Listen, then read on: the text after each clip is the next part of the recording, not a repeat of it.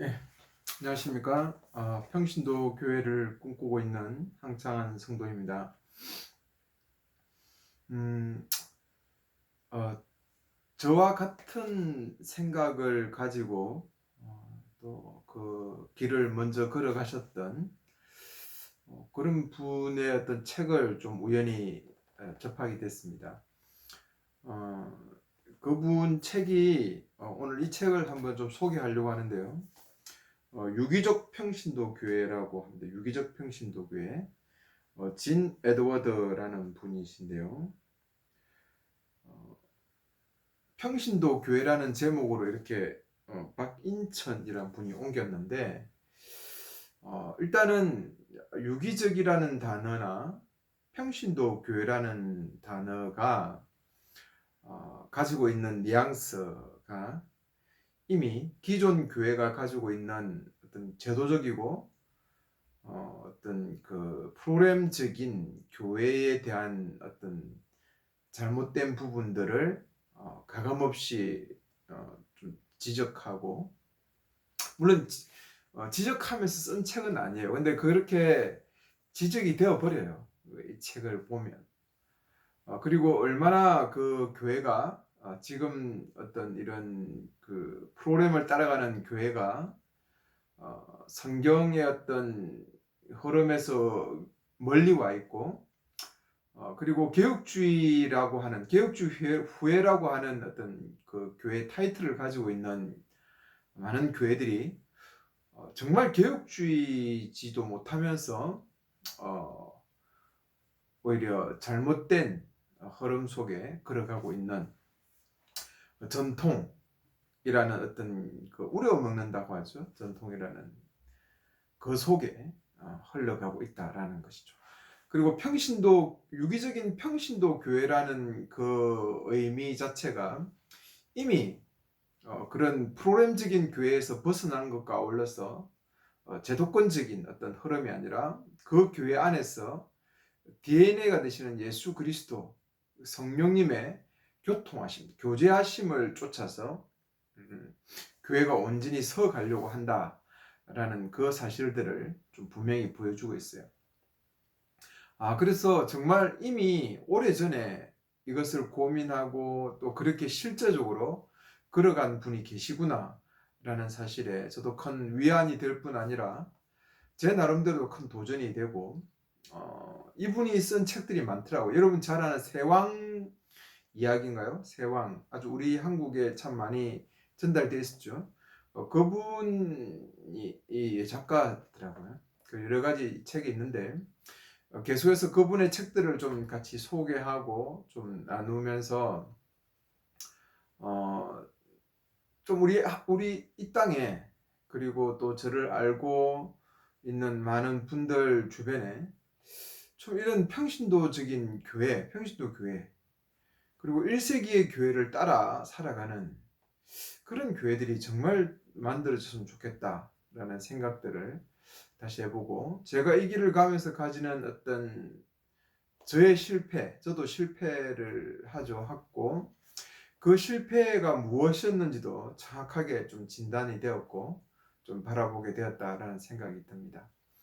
어, 다시 한번 이 땅에는 아직도 여전히 이런 1세기의 그 교회의 흐름을 쫓아 정말 성경이 말하는 하나님 나라로서의 어떤 교회를 꿈꾸면서 걸어가는 사람들이 많이 있고 또 걸어가고 있고, 우리 주변에도 그런 분들이 있다는 사실들을 꼭 기억하면서 정말 지금 내가 걸어가고 있는 이 흐름이 진짜 성경적인가 성경인가에 대한 부분들을 여러분 정말 제대로 고민해 보면서, 그냥 쉽게 전통적으로 그냥 그래 흘러왔으니까 가는 다수들이 흘러가고 있는 그 흐름을 그냥 무의식적으로 쫓아가지는 않았으면 좋겠다라는 생각이 듭니다. 이분이 쓴 내용 중에 참 좀 많이 와닿았던 거는 그냥 그 거녀라고 표현해요. 교회를 거녀를 그냥 내버려 두라라고 하는 부분들, 그리고 어떤 성경적인 구절을 끌고 와서 목사 장로라고 하는 어떤 그런 부분들을 만들고 어떤 그렇게 제도화 시켜가는 것이 얼마나 잘못됐는지에 대한 이야기를 하는 부분들이 좀 가슴에 와닿았습니다.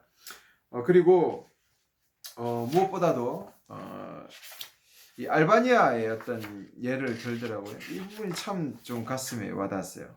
알바니아에 대한 부분,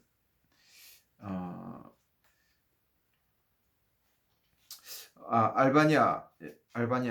여기 지금 한 42쪽에 알바니아에 있었던 일인데, 알바니아인들은 서구 기독교에 아무것도 모르고 있었다. 이제 알바니아가 곧 이제 그거 됐을 때, 개방되었을 때 말하는 겁니다. 수천 명의 구원의 대회를 합류했다. 앞불사, 곧 바로 교회 건물이 세워지기 시작했고, 설교 강단, 기다린 평신도서, 그리고 완전히 미국화된 기독교 의식이 등장하기 시작했다. 그 말이 의미하는 것은 알바인들이 긴 장의제에 침묵하고 앉아 누군가 설교하는 것을 잠자코 들어야 함을 뜻하는 것이다. 알바니아에 세워진 그 기독교에 장차 어떤 일이 날 것이라고 생각하는가? 알바니아인의 미국 교회는 곧 죽어가기 시작했다. 그동안 미국인의 선교사들은 2년에 걸쳐 줄기차게 설교를 쏟아내고 있었다. 우리에겐 부흥이 필요합니다. 아니었다. 알바니아에 필요한 것은 부흥이 아니라 유기적인 교회였다. 저도 제가 제 어떤 그 후배들에게, 제 제자들에게, 선교사로 가려고 하는 사람들에게 제가 그런 이야기를 했어요. 가서 고신 교회를 세우지 마라. 가서 어떤 개혁주의 교회, 지금 한국에서 한국식 교회를 세우지 마라. 그러나 많은 사람들이, 선교사들이 가서 한국에서 하고 있는 이 흐름들을 그대로 쫓아가요. 한국식 교회를 세우는 거죠. 이건 정말 안타까운 일입니다. 교회 건물을 세우고 또 다시 이런 목사가 설교하는 시스템, 복음을 가지고 가는 게 중요한 게, 우리 한국에 만약에 처음부터 들어왔을 때 바로 이런 성경적인 평신도 교회가 들어왔다면 어땠을까?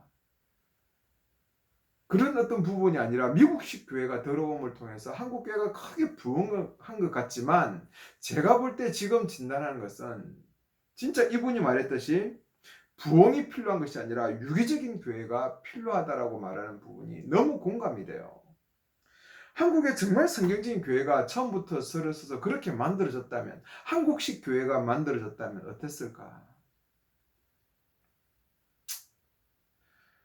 그럼 선교사로 가는 게 중요한 게 아니에요. 정말 그분이 제대로 된 교회, 하나님 나라에 대한 제대로 된 이해와 그리고 거기에 대한 생각들을 가지고 그 복음을 가지고 그들 속으로 들어가는 것이 중요합니다. 똑같은 미국식 교회가 우리 한국식 교회가 또 다른 나라에 전파되는 것. 제가 불신자들이 처음에 교회에 와서 한 몇 개월이 지나면요, 기존 성도들과 똑같이 되어버려요. 정말 이것이 교회가 가지고 있는 시스템 교회가 가지고 있는 문제점이구나 라는 사실들을 늘 인식하게 되고, 그런 교인들이 만들어지고 있다는 부분들이 정말 좀 안타깝다는 생각이 듭니다. 그리고 알바니아 교회도 곧 부흥하다 죽어가기 시작하는데, 여기서 또 다른 어떤 그런 유기적 교회가 있었어요. 그 교회는 자기들끼리 모여서, 평신도끼리 모여서 그렇게 이제 서로 이제 그 모임을 가져가죠. 가져가는데 여기 보면 알바인들은 자연스럽게 서로를 돌보고 끊임없이 함께 움직였다. 그들은 재정적으로도 서로 도왔고 동료들의 일자리를 찾는 데도 발벗고 나섰으며 그들이 하는 모든 일이 하나가 되었다라고 하죠. 여기에는 특별한 어떤 직책, 뭐 목사, 장로 이런 직책을 가지고는 아니라 그냥 형제들이 모여서 서로 돕고 흘러가면서 그 속에서 이제 뭔가 뭐 복음 전도자, 건면하는 사람, 어떤 이런 은사들이 성령을 통해서 만들어지기 시작하면서 그 교회가 힘을 가지고 움직이기 시작한 거죠. 뭔가 제도를 가지고 너는 장로하고 나는 뭐 목사하고 이렇게 만들어서 가는 게 아니라 다 움직이고 같이 뭔가를 이루어가는 거죠.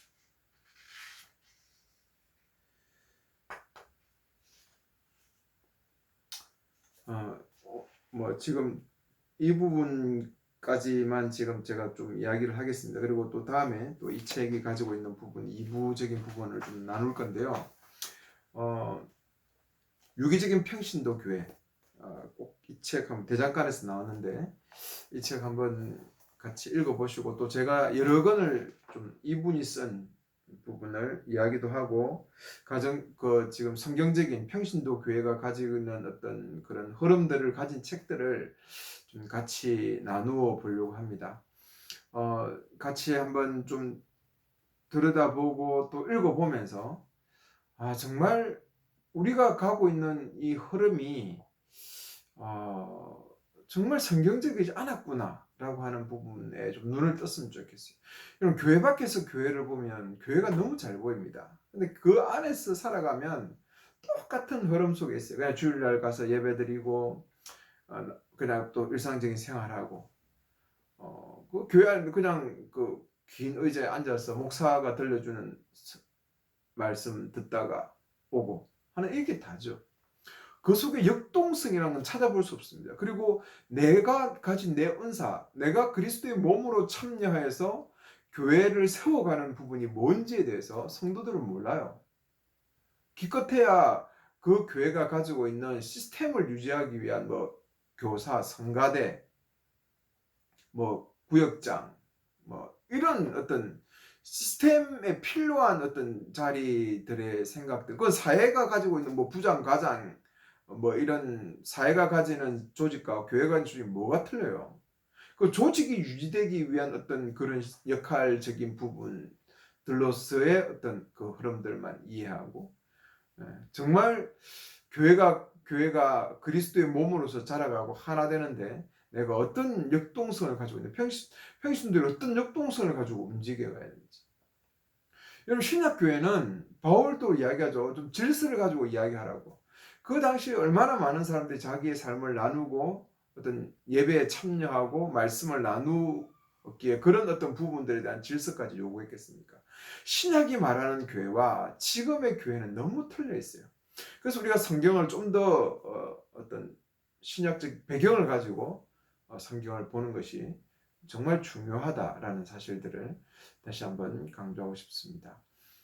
평신도교회, 유기적인 평신도교회라는 책 제목 자체도 너무 저에게는 좀 감동적이었고, 정말 나와 같은 생각을 가지고 먼저 걸어가신 분이 계시구나, 정말 또 똑똑한 분이 계시구나라는 사실들에 제 나름대로도 위안도 되고 도전도 되면서, 정말 좀 우리 모두가 하는 나라를 이루어가는 그런 교회에 좀 역동성들을 회복하고, 목사나 어떤 이런 많은 어떤 사람들에게 빼앗겼던 그런 은사들이 정말 다 발현돼서 모두가 목사가 되어서 움직이는 그런 교회들이 하루속히 우리 주변에서 만들었으면 좋겠다라는 생각을 가지고 있습니다. 감사합니다.